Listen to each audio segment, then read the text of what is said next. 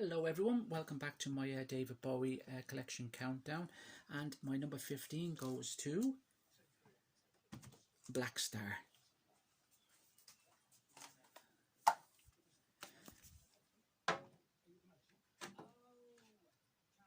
Well, what can I say? Black Star, what can you say?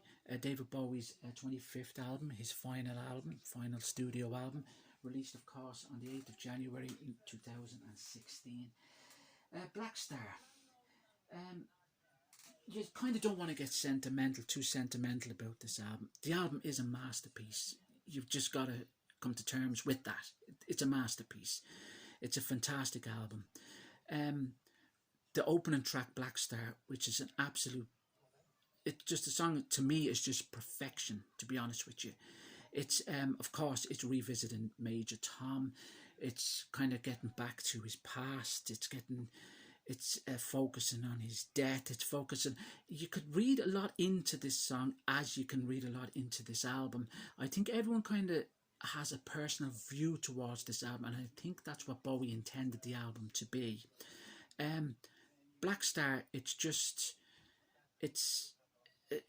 a song that you can listen to and really appreciate. The song itself is almost 10 minutes long, but you'd never think it. It just absolutely flows. The whole song just totally flows, and it's another song which kind of changes and takes on its own kind of thing. It just um, his lyrics and his voice and his writing and it's just everything on this album to me, or this particular piece, the song, is just perfection.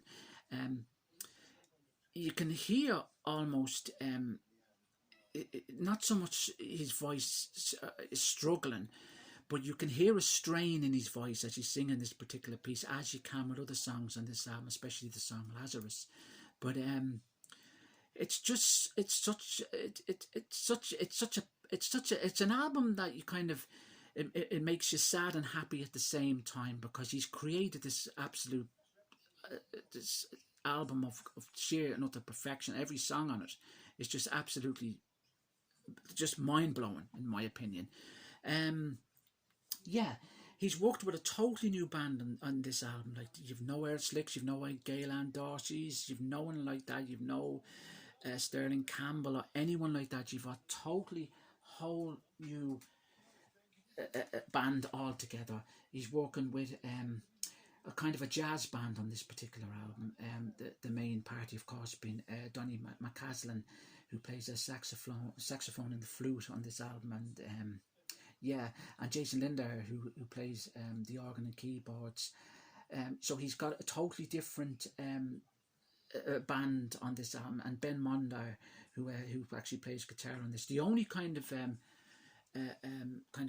person that's with him on this album, I suppose, not so much for companionship, but more kind of, I suppose, in a way, kind of. Not so much helping him on or leading him on is his good friend, of course, Tony Visconti, who's kind of with him on this album. But I think Tony Visconti, he's not so much guiding him, but I think he's there more as a personal kind of friend on this album. He doesn't play, he does the strings on Black Star. He doesn't play a huge role in this album. Of course, he produced the album naturally, but I think he's there throughout the whole album, of course.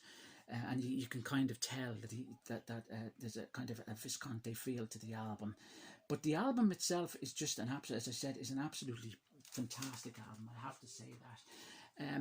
The songs, Black Star, then we have Lazarus, and then we have what's the track listing? I can't think of the track listing off the top of my head. You have "'Tis a Pity She's a Whore," which is redone for this particular album. That song was actually released as a double A side, of course, with Sewer in a Session of Crime, which had Bowie playing the trumpet, but it's been replaced, of course, with Donny on this particular album. The sax piece was replaced with Donny's version on it, which is much more kind of cleaner and much more kind of better than Bowie's kind of. Bowie's was a kind of little bit over the place, to be honest with you. It was more kind of, but obviously he was writing very personal lyrics and creating a personal feel to them particular songs when he was writing them, obviously. See, it's hard to explain this album because everyone, as I said, has different kind of views on this album.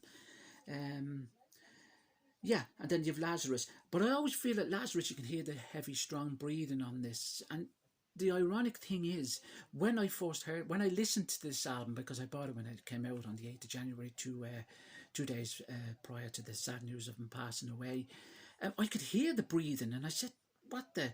You know what I mean? I didn't think anything of it. By no means did I think he was ill or that we were going to lose him 2 days later.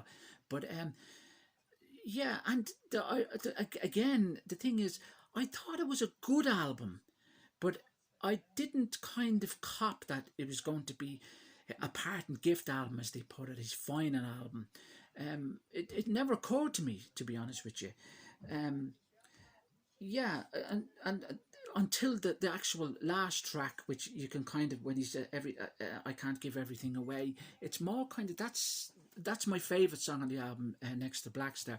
You can almost hear him, that he's saying goodbye to everyone on that particular piece, on that particular song, because it has it's like he's saying, I just want to do so much, I want to record so much, I want to I want to create more music, I've so many other things to do, personally, and for my music kind of fan base, if you like.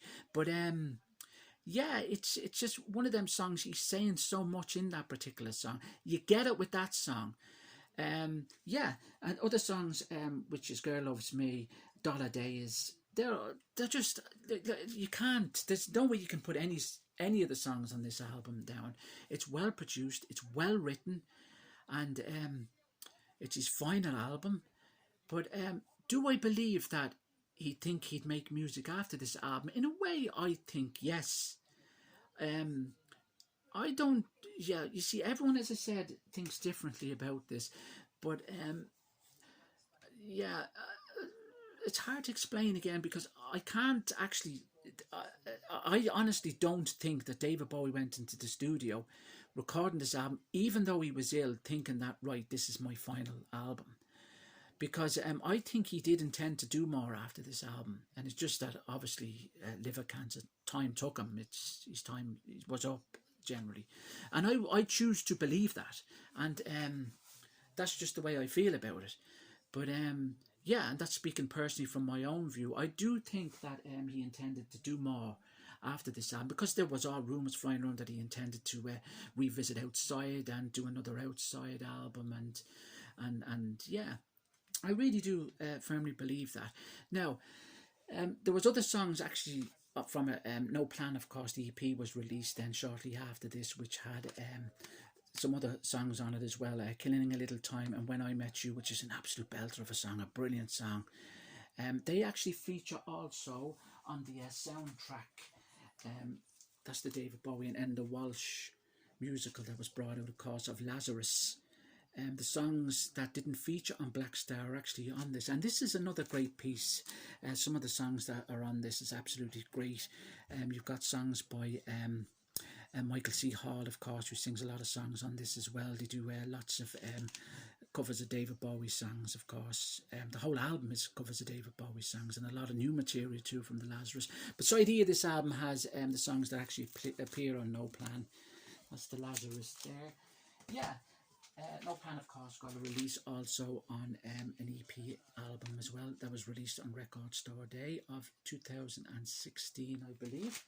And this is a Black Star that is still sealed. I wanted to get one sealed as well. Of this is the 2015 pressing, because all the pressings now are 2016, of course.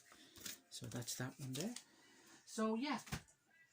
The songs, as I said, I absolutely love the songs on this album.